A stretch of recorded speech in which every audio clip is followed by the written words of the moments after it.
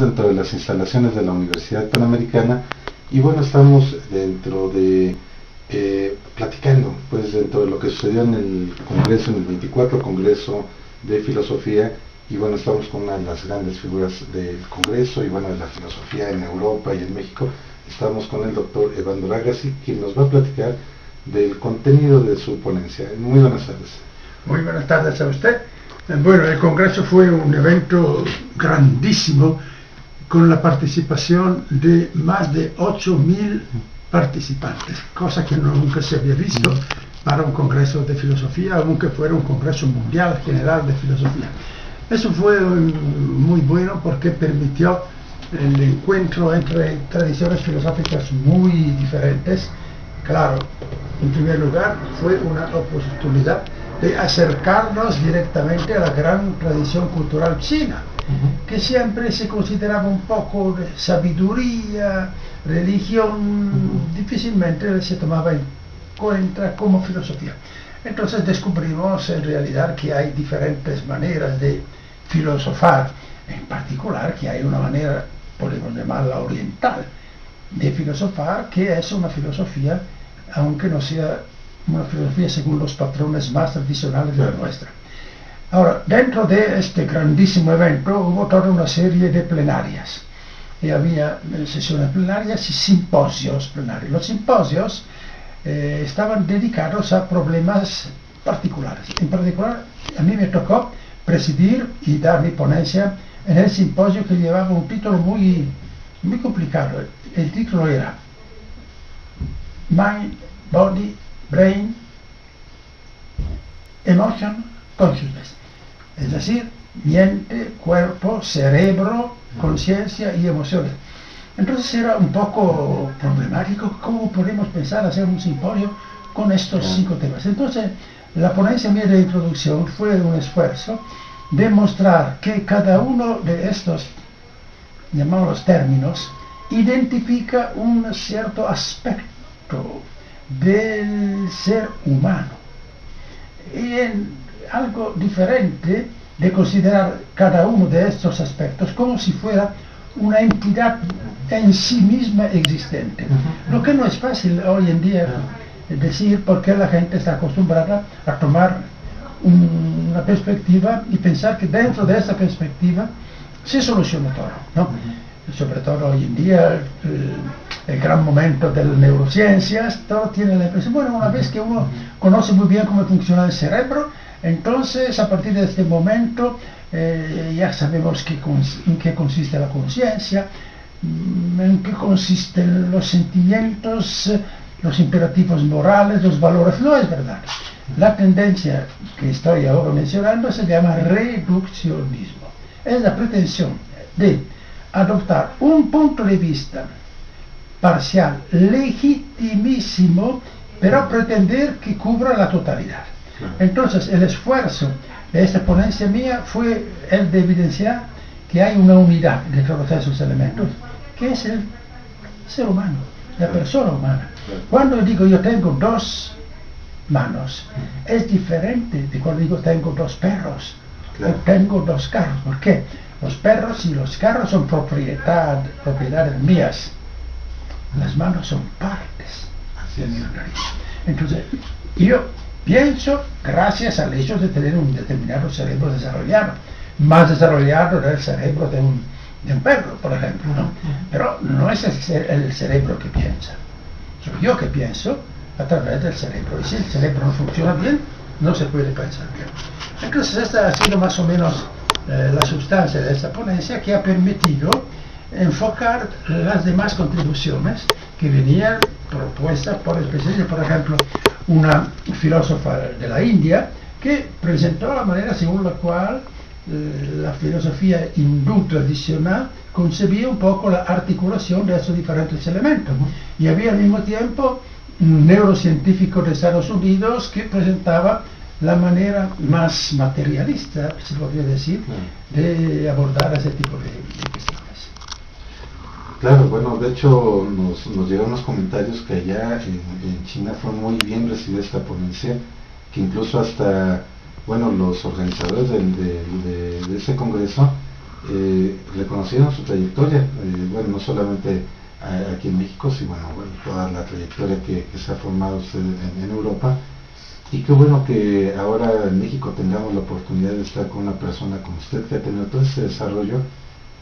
Y actualmente, ¿qué planes tiene en cuanto a su desarrollo profesional y en cuanto a su pensamiento? Sabemos que usted es especialista en filosofía de la ciencia.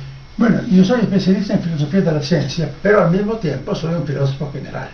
Es decir, el libro mío que tuvo más éxito es un libro que lleva el título El bien, el mal y la ciencia, que obtuvo 8 traducciones en idiomas extranjeros, incluyendo el español. Salió traducido por la editorial Tecnos de Madrid.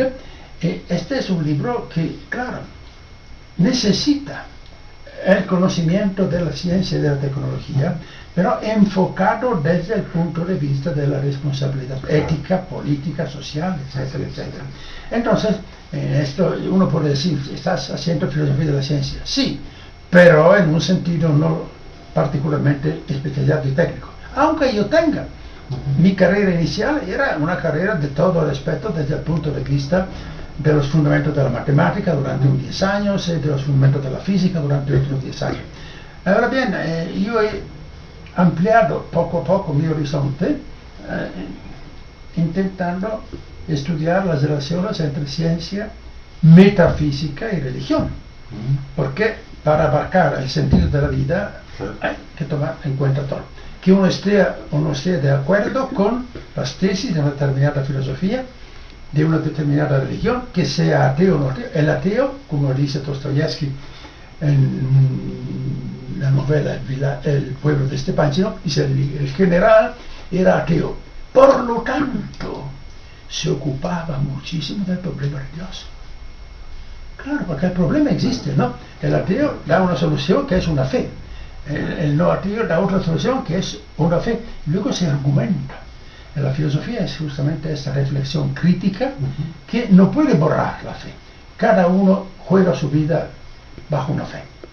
Que sea una fe religiosa, política, social, cualquier cosa que pueda darle una especie de sentido. ¿A dónde vamos? ¿Qué sentido tiene mi vida? ¿Qué valor puedo darle a mi vida? No todas las maneras de jugársela son equivalentes, ¿no? Claro. Entonces son equivalentes. Y esto es en particular lo que en esta fase de mi pensamiento me ocupa, porque he publicado libros, en particular el libro último, en un cierto sentido mío, que es la objetividad científica y sus contextos, que ahora está en curso de traducción, está ultimado también en español, va a publicarlo el Fondo de Cultura Económica, aquí de México. Bueno, ahora yo puedo decir, bueno, lo que yo quería decir dentro de la filosofía de la ciencia, puedo considerarlo, digo terminado, uno nunca termina, pero acabado por el momento. Y ahora pienso darme a una reflexión más amplia y escribir algo, porque tengo muchísimo material que concierne estos otros aspectos más amplios de la reflexión filosófica, que en particular tiene que concernir a la ciencia y la tecnología. ¿Por qué? Porque la filosofía tiene que interpretar el mundo. En un mundo como el de hoy, que está totalmente impregnado de ciencia y tecnología, una filosofía incapaz de dar cuenta de este mundo no es una filosofía. Claro. No es una filosofía. Entonces hay que tomar en cuenta todo eso, saber interpretarlo, saber de qué se trata, pero al mismo tiempo ahora plantear los problemas más profundos. Claro, de hecho, pues hace 2 años en el Congreso de Ingeniería Civil aquí en la Ciudad de México, se presentaba por parte de los ingenieros, que sobre todo es un cuerpo de técnicos, el problema de la ética en la construcción, y aquí lo que queda patente es que las demás áreas, aunque sean técnicas y científicas del país, requieren de la filosofía, requieren de la ética. Claro. Sí, esto está paulatinamente difundiéndose en todo el mundo. Es decir, bueno, en otras épocas a lo mejor el ingeniero, bueno, a mí me han pedido de calcular el cemento armado, de hacer los cálculos y voy a hacerlo, yo no sé si es para un puente o para otra cosa, esto yo voy a considerar el problema estudiar, aplicar las teorías físicas que he aprendido y luego voy a dar mi trabajo. Y luego, ¿a qué sirve? Porque lo hacen ellos, no es problema mío. Ahora ya los científicos se están dando cuenta que es también su problema, porque ellos viven dentro de un contexto social, y lo que pasa en un punto del contexto social se refleja en todo el contexto social. Y entonces, si está hecho, como dice, yo no me preocupo del por qué o del para qué. No, otros se preocupan en tu lugar.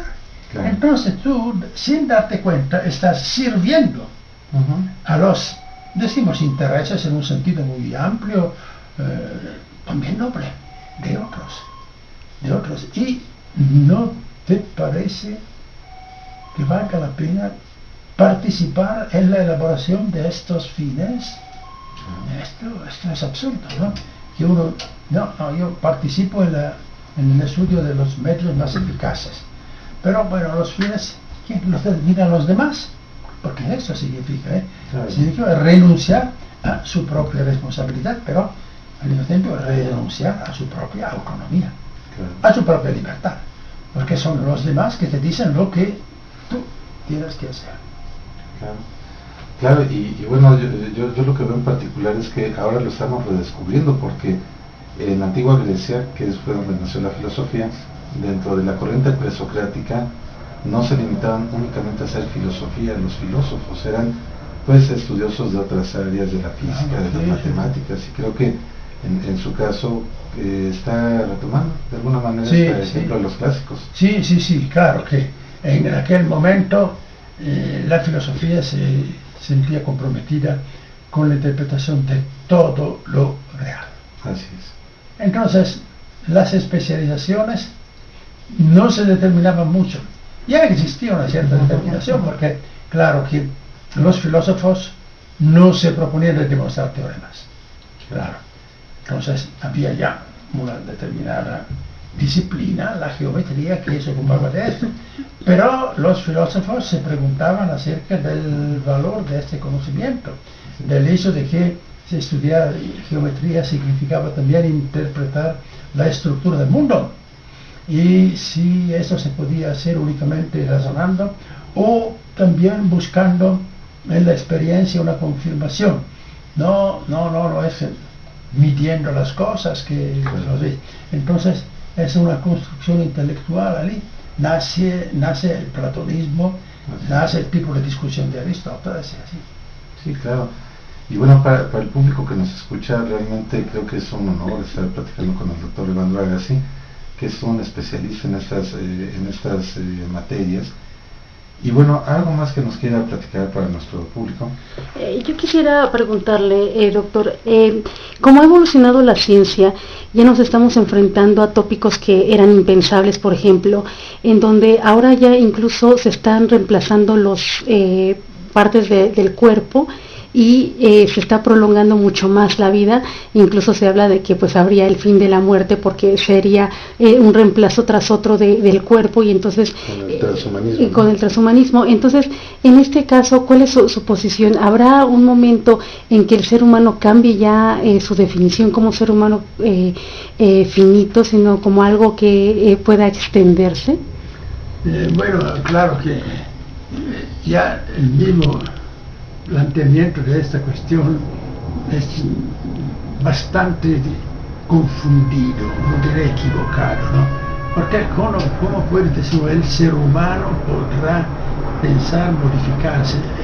¿Cómo puede modificarse sin seguir siendo el mismo? Entonces, es el grandísimo problema de la filosofía, que son otros problemas. ¿Cómo se puede unificar la multiplicidad, primero? Segundo, ¿cómo se puede explicar el cambio? Porque yo puedo decir que todo ha cambiado y yo permanezco lo mismo. No hay una sola célula de mi organismo que sea la célula de hace un año. Pero yo sigo siendo el mismo. Pero no solo yo, también mi cuerpo. ¿No? Entonces, mi cuerpo sigue siendo el mismo, es el mío.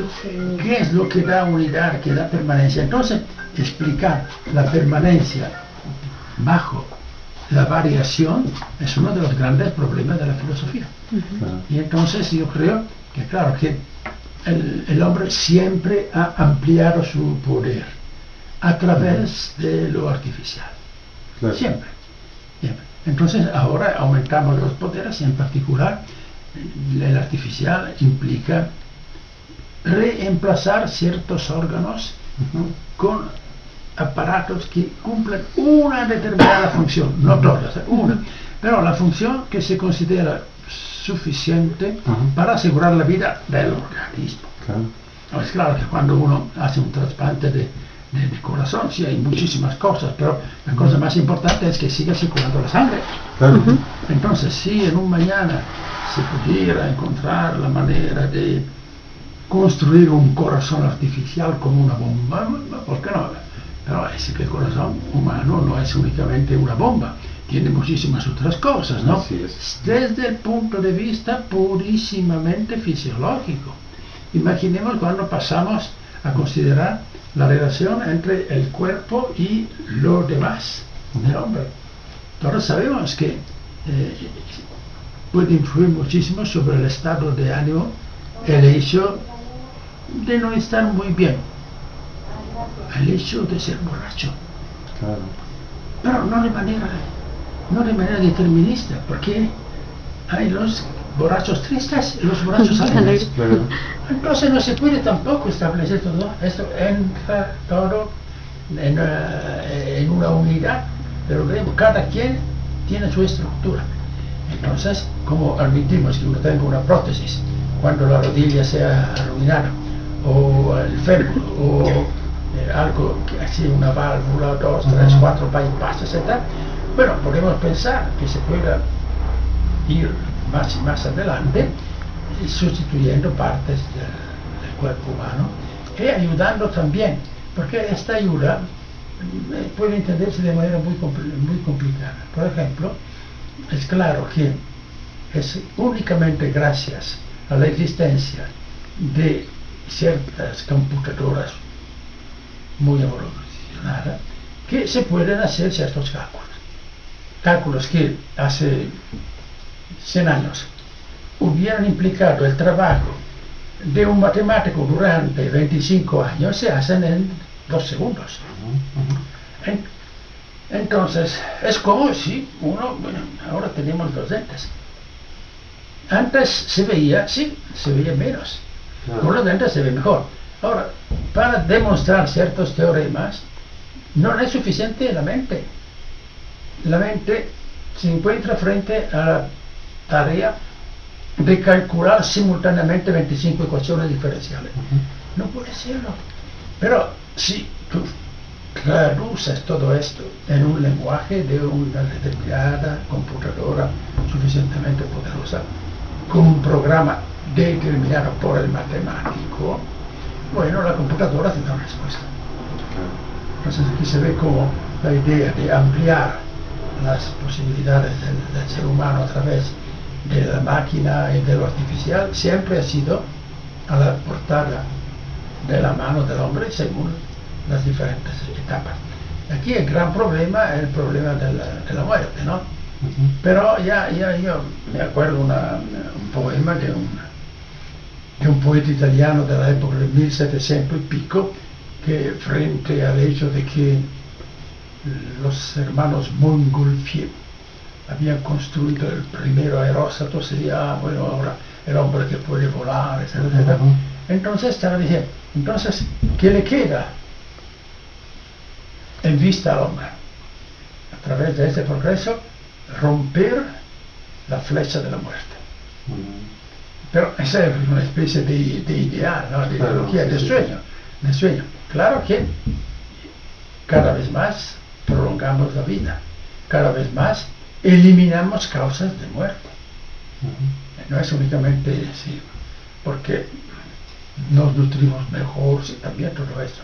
Pero antes tenías que morirte. Yo tengo un amigo querido que perdió a su mamá, que tenía 42 años, porque se picó con una espina de una rosa.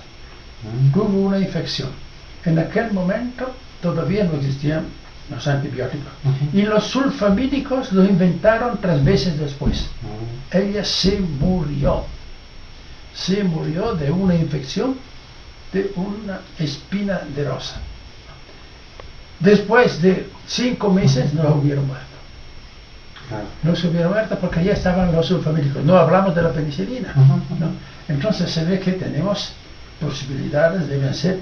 Hoy en día, bueno, sí, siempre se puede morir de viruela, pero casi ha desaparecido, ¿no? Porque hay las vacunas y todas esas cosas. Sí, que bueno, de hecho esto nos lleva a temas que era lo que comentaba hace un momento, el tema enfocado hacia lo que es la ontología, o sea, la parte que nos hace ser seres humanos, si nuestras propias limitaciones como seres humanos o lo que nosotros podemos agregar también nos deshumaniza. Por ejemplo, la ciencia no nos deshumaniza, nos puede deshumanizar, por ejemplo, una prótesis o no. No, yo creo que aquí hay diferentes aspectos. Siempre quedamos vulnerables. ¿Por qué? Porque mano a mano que encontramos instrumentos para facilitarnos la vida, perdemos ciertas capacidades. Esto es el hecho. Por ejemplo, hoy en día, la gente que dentro de su cabeza tiene una cantidad enorme de datos, se hace rara. ¿Por qué? Porque tiene la impresión, no se necesita aprender de memoria. Porque tiene la computadora, tiene Google, tiene esa cosa, no sabe cómo se... Entonces, la gente hoy tiene mucha menos memoria, muchas menos nociones dentro de la cabeza para decir una cosa. Lo mismo, ¿no?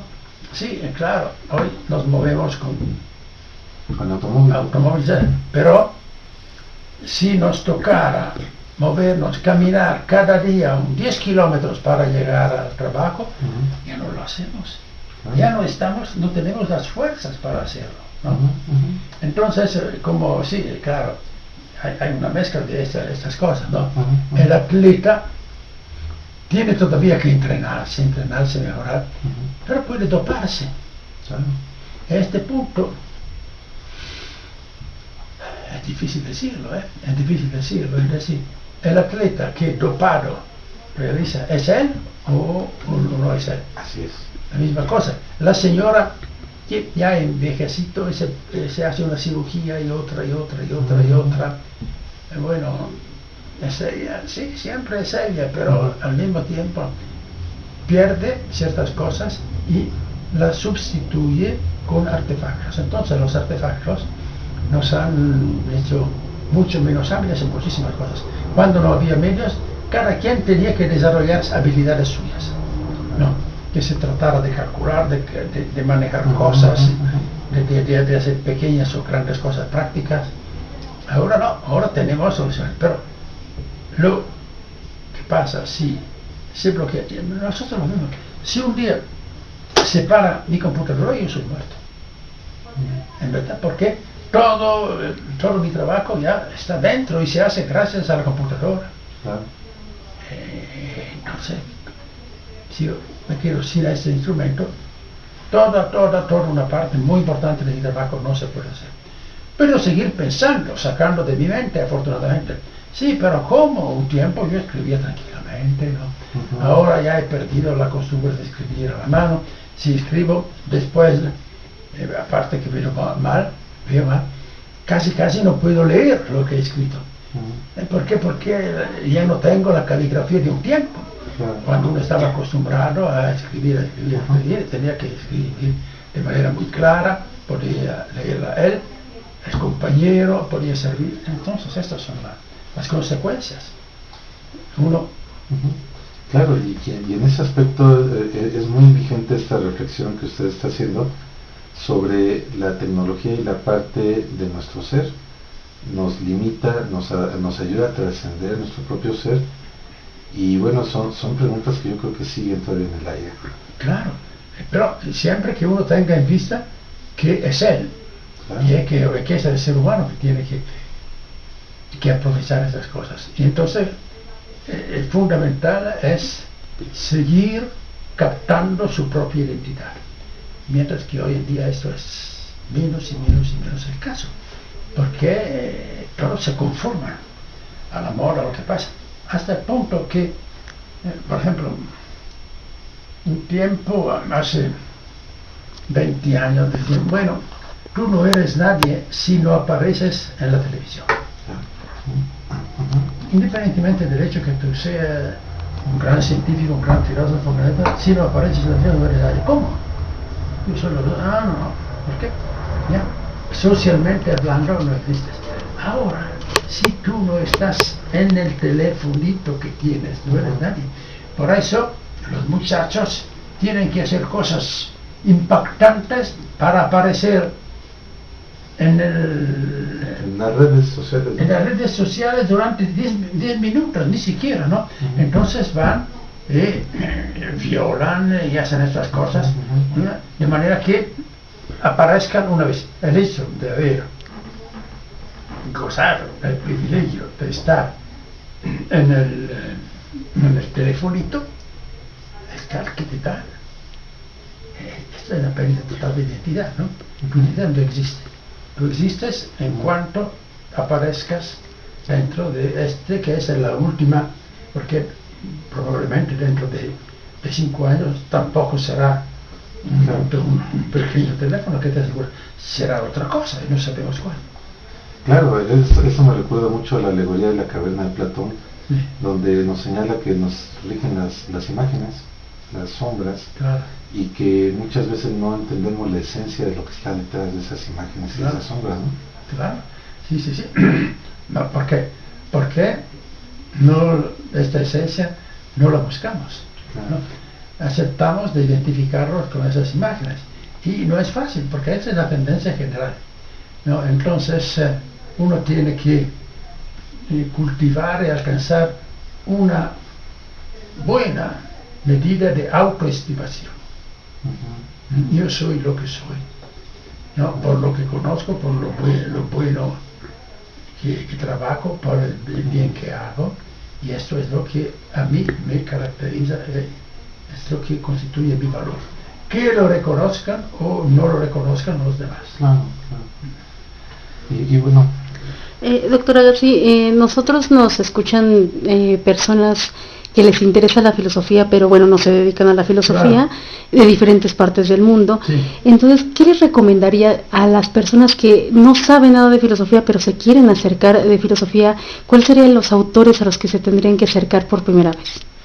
No es fácil, absolutamente no es fácil decirlo, porque hay muchas publicaciones que se pueden encontrar, a veces buscando en internet introducción a la filosofía. Hay autores que escriben de manera fácil, entonces que te pueden ofrecer una cierta introducción a la filosofía. El importante es no limitarse a una sola fuente, ¿no? Entonces, y tampoco pretender de entrar de manera más o menos profesional. Uno dice, bueno, ahora yo voy a leerme un buen tratado de historia de la filosofía. Bueno, si tiene tiempo, pasión, etcétera, a lo mejor el tiempo y pasión puede ser una manera. Si no, buscar publicaciones menos especializadas que ayuden poco a poco y luego profundizar, porque siempre yo lo digo a mis estudiantes, bueno, me da por favor una bibliografía. No. La primera cosa que tú tienes que saber hacer es construirte una bibliografía. Luego yo te doy consejos cómo integrarla, porque si no uno se limita a leer lo que otros le han propuesto, ¿no? Entonces de una lectura te surge otra, porque dentro del librito que estás leyendo se menciona la idea de tal y tal filósofo. Entonces, bueno, voy a buscar quién es este filósofo, por qué me gusta esa idea. Entonces uno viene construyéndose así, claro, sus lecturas. Y bueno, creo que aquí otro tema que tocaba hace unos momentos, doctor, es el tema de la religión.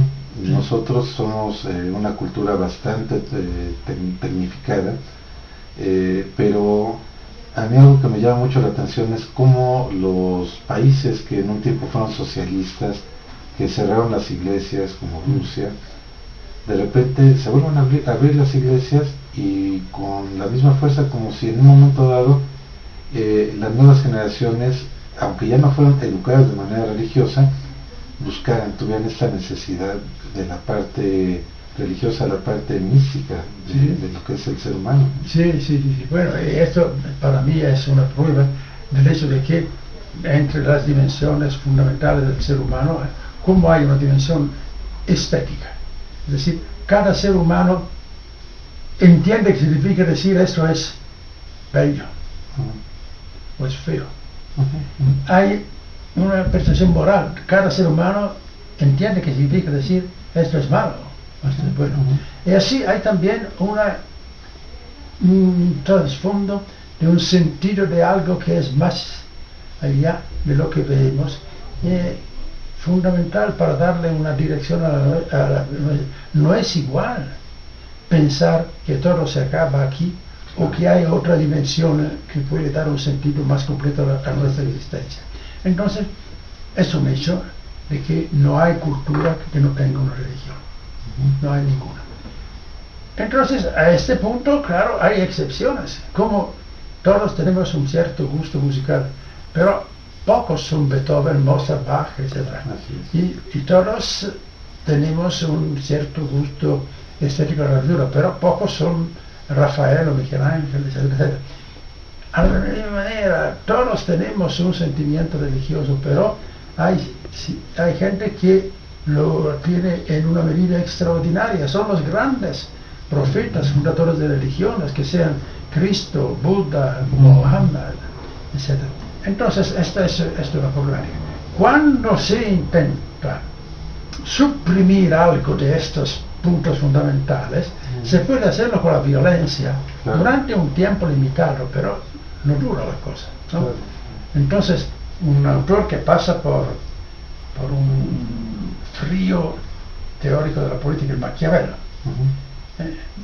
bueno, el príncipe que quiere conquistar y guardar un estado tiene que respetar ciertas condiciones, y una de esas es nunca intentar de quitarle al pueblo su religión. No porque él fuera religioso más o menos, no. Esas son cosas que si tú intentas hacer esto, bueno, durante un momento lo harás. Y esto se ve muy bien. Yo me acuerdo con la primera vez que yo fui en Unión Soviética, era el año 56. Curiosidad, me fui al famoso santuario de Zagorsk, donde hay la tumba de San Sergio.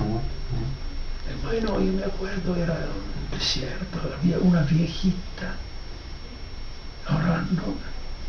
Luego camino y me veo, sí, había un pope, un sacerdote ortodoxo, bien importante, que sabía que comía bien, pero el régimen había borrado la religión, era una educación exactamente atea.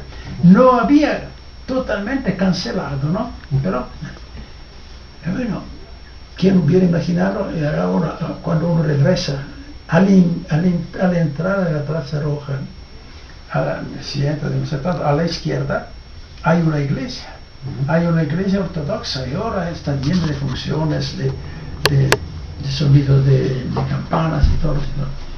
Y las iglesias están llenas, hasta un punto de vista casi comercial. Yo me acuerdo hace pocos años sí fui otra vez, yo me fui 10 veces a Moscú, ¿no? Y veo que como aquí hay la publicidad que te ponen, la publicidad de la Coca-Cola, otras cosas en medio, y había uno que decía Cristo, lo traduzco en español, Cristo en verdad resurgió. Era la iglesia ortodoxa que anunciaba la Pascua, ¿no? No la anunciaba en una forma hasta casi de publicidad, una cosa impensable, ¿no? Porque hay este renacimiento del sentimiento religioso ruso que nunca se acabó. Yo me acuerdo una expresión de Tolstoy en la novela, era, sí, Guerra y Paz, ¿no? Y habla de un cierto hombre ya bastante viejo, dice, él había recorrido toda la Santa Rusia. Él había recorrido toda la Santa Rusia, ¿no? La idea de la Santa Rusia era esta idea de una cultura que se identificaba también con sus raíces religiosas. Entonces a mí no me da ninguna sorpresa este hecho de un retomar. Y también dependiendo del hecho de que en ciertos países la Iglesia, la fe religiosa, constituyó la base de una esperanza. Por ejemplo, la religiosidad en Polonia durante la época comunista era muy fuerte, porque representaba un poco la raíz del sentimiento de libertad. Tanto es verdad que después ya no es tan fuerte, Después que reconquistaron la libertad y todas sus cosas, bueno, ya se ha más o menos normalizado. Sí, claro, y bueno, hablando de la figura de Dios o del primer principio o algo que esté más allá, sí. También la propia filosofía ha pensado esto, no en tanto en términos religiosos, pero por ejemplo yo recuerdo la figura del nous, ¿sí? O del logos claro. Para los griegos, es el mismo concepto. Claro, es el esfuerzo que hace el pensamiento humano de representarse el contenido de esas ideas de manera discursiva y no descriptiva y a través de un cuento. Porque cuando tú tienes una cierta idea, esto Platón lo explica muy bien, que no alcanzas a expresarla en conceptos, ¿qué haces? Propones un mito, un cuento que te da el contenido. Y yo digo, consideramos la teoría de la evolución, es un mito. ¿Quién vio lo que estos dicen? Bueno, inicialmente había una célula primitiva, ¿la viste tú, no? Sí, era la época en cual... Claro, es un cuento, sí, eso es un mito, ¿no? Que pretende explicar cómo se vino realizándose la vida y desarrollándose la vida. Sí, así es. De hecho, mucho de la ciencia requiere fe, porque cuando se nos explica en la escuela la existencia del átomo, sí. Digo, bueno, muchas veces los profesores que platican de la existencia del átomo jamás han visto un átomo.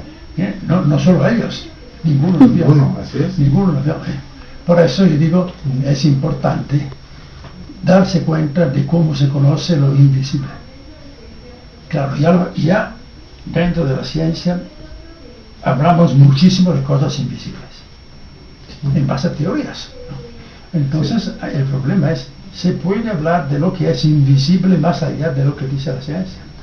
Esto es uno de los temas que voy a tratar en los próximos años, que pueden quedarme de vida. Claro. Pues sí, realmente es un tema muy interesante, cómo se mezcla la fe, la ciencia, la religión, lo humano. Y bueno, pues... Un mensaje. ¿Algunas palabras que les quiera dedicar al público que nos está escuchando? Bueno, con mucho gusto. Yo pienso que todos tenemos también una cierta dimensión filosófica. Es decir, la tendencia a plantearnos la cuestión ¿por qué? La filosofía tomada en su raíz fundamental es la invención del por qué. Y cuando nos preguntamos por qué, ya estamos encaminados en la dirección de la filosofía. Y todos los hombres en una cierta medida tienen esta capacidad de reflexionar críticamente para darse una respuesta. Claro, tenemos también la conciencia de que en filosofía como en la vida hay muchas más preguntas que respuestas. Entonces uno tiene que evaluar críticamente las respuestas sin pretender que sean definitivas a las preguntas, porque cambia la cultura, cambian los conocimientos, cambia la situación. Bueno, pues ¿dónde, para la gente que quiera saber más de usted, quiera contactarlo, ¿dónde lo pueden localizar? Bueno, yo creo, no lo sé bien, me pueden localizar, yo creo que algo mío existe en Google o algo así. A mí nunca me ocurrió consultarme, ¿no? Sí, me estoy seguro que de una manera o de otra encuentran indicaciones acerca de mi trayectoria y un poco de mis publicaciones. Muy bien. Bueno, pues le recuerdo al público que estamos platicando con el doctor Evandro Agassi, toda una institución en la filosofía y la ciencia, y bueno, no solamente en la filosofía y la ciencia, en la filosofía contemporánea, y bueno, muchísimas gracias. Gracias a ustedes para esta muy amable conversación. Gracias.